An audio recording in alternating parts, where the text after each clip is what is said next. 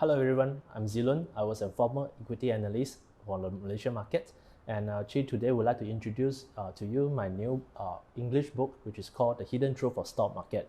This is actually translated from one of my Chinese investment book, which talks about the Malaysian local market, which I also hope that will give a better understanding for you readers and everyone else. This book will break into two parts. The first part will talk about some of the conventional wisdom, or so-called some of the rule of thumbs that we used to hear from our friends or we actually read it from some of the investment books, which we think that it could be very useful to us in terms of stock market investment.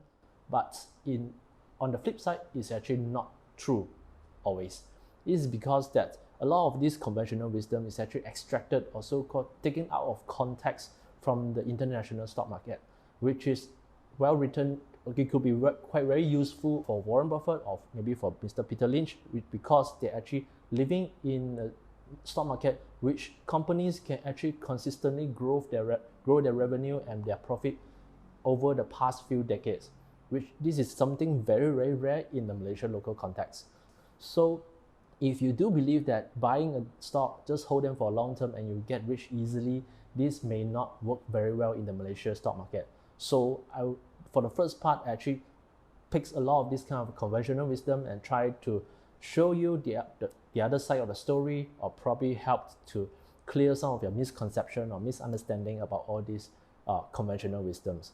Comes to the second part of the book, which I will touch a little bit more on the financial statements analysis. And because I do think that a lot of people, they put a lot of focus in terms of investment theories, like they buy when the stock market dips or you hold for long term. They are well versed with theories, but they may not be very well prepared for some kind of technical analysis, which is on the financial statements.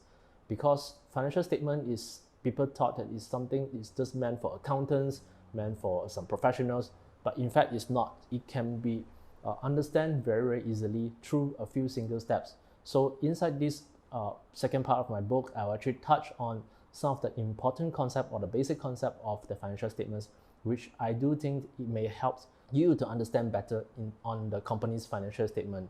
Because by knowing that, you may not easily believe that some of the companies' promises which may not materialize in future, because given their financial position is not strong enough.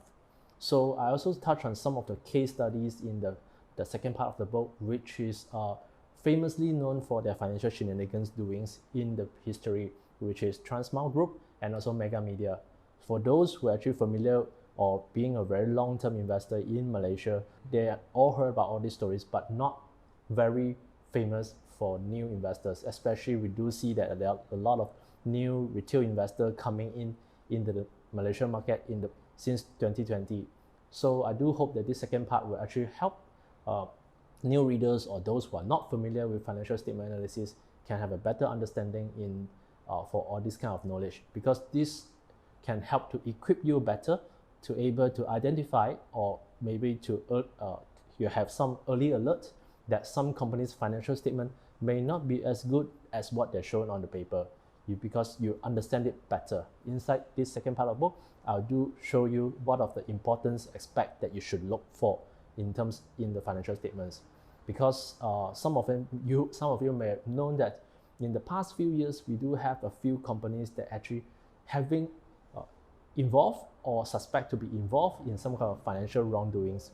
So all these company stocks at the end is actually nevertheless put a lot of investors' wealth into the drain, which I hope that is something can be avoided by our readers by reading my first English book.